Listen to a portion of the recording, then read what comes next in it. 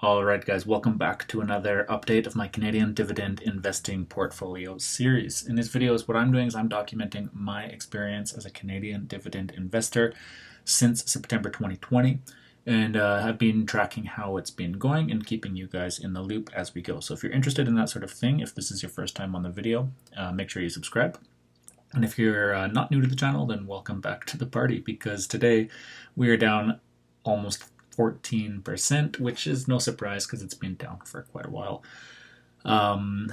But yeah, anyways, let's run through the basics here. The account balance is sitting at $70,793. I did buy a few stocks today. I added a little bit of money to my account and I received a dividend. All of that stuff I have to record in this spreadsheet, which shows kind of some of my portfolio performance. You can break it up by sectors, holdings, stuff like that. And I've got a lot of different information here. Like, these are all the dividends that I've received as we go per month. And that all comes from the portfolio tab where, that's a lot of red, where it shows my individual positions. And then obviously I'm getting a lot of my information here from the detailed transactions that I record. So to get started, we're going to come back to this number later.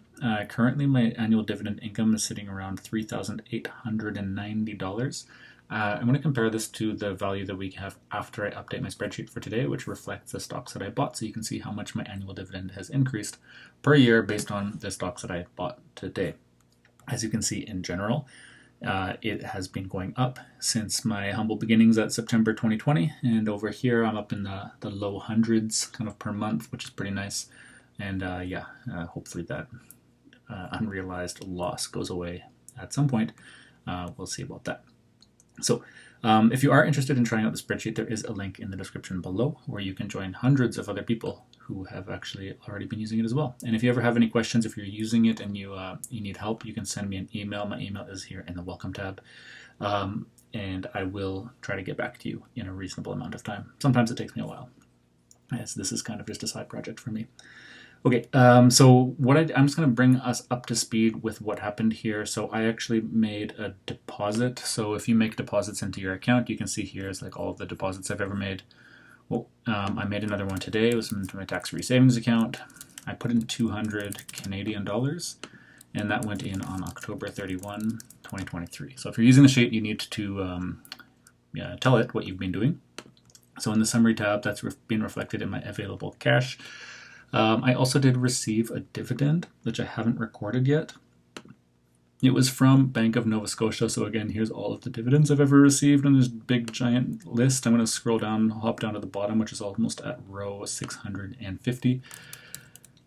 And I'm going to pop this in. It was actually a dividend from Bank of Nova Scotia. It was October 27th that I received it. And let's actually hop into Wealthsimple Trade, and we'll pop into the activity tab, and we're gonna take out the buys and sells and look for dividends. So the most recent one that I haven't recorded yet is this one from Bank of Nova Scotia, which was $53. So before I type that in, let's take a look here at the summary. And we can see so far for October I've recorded 367, but I haven't told the spreadsheet that I've got this one yet. So that's 367, and then the total dividends received is 7708. So when I come in here, we're going to pop this one in, which was $53 Canadian.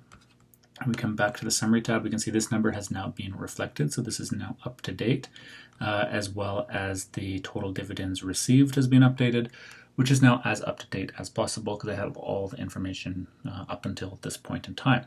I'm expecting a few more dividends, I think, to roll in because today is the 31st of the month, and usually a couple more come in, especially on this every third month cycle. So there should be a few more that I receive, and next time I make a video, I'll probably reflect that as well. And if you're being super observant, you'll notice that the cash went up as well. And this is all accurate to the cent for me because I've always put in the right information, or if I haven't put in the right information, I've always noticed because I compare this to my broker, and then I go and find where the error is, and I adjust it as necessary. Okay, so in the portfolio tab, it is an absolute disaster. There's a ton of red in here, double-digit losses everywhere, not a good situation. But when I was just trying to buy some stocks today, I thought, you know what, I am just going to, I don't really want to sell like these companies at these massive losses. I don't like coming in here and seeing like down 50, 60%. That's just bananas. but I don't think I'm ready to just sell them and lock that in. And so pretty much my thinking here is that I'm just going to wait, collect dividends, and hope it goes up in the future, like years or decades or whatever. I'm not really sure.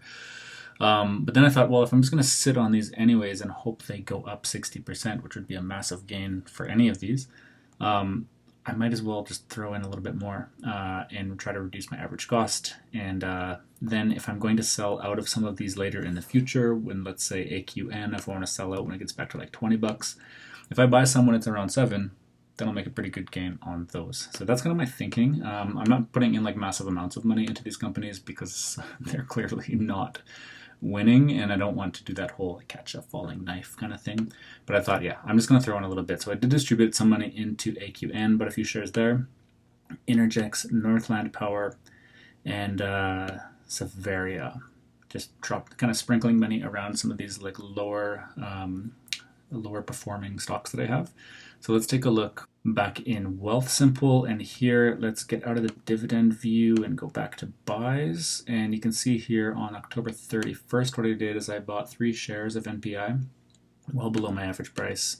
I bought 6 shares of AQN. I don't really feel good about buying AQN, but I just did it anyways, with the logic that I think kind of makes sense to me. But actually, I did hold on to a stock once that the price had absolutely tanked, and I waited for it to go back up, and eventually it actually went to 0.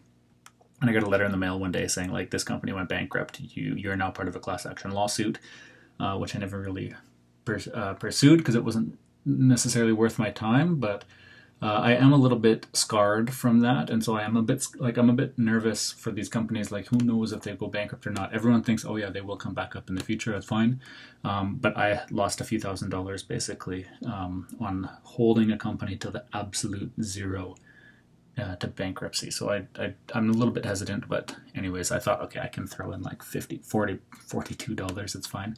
If they go bankrupt already and I hold on, I'm already pretty screwed. It's not going to make that much of a difference. And if they come back up, then I guess that's good.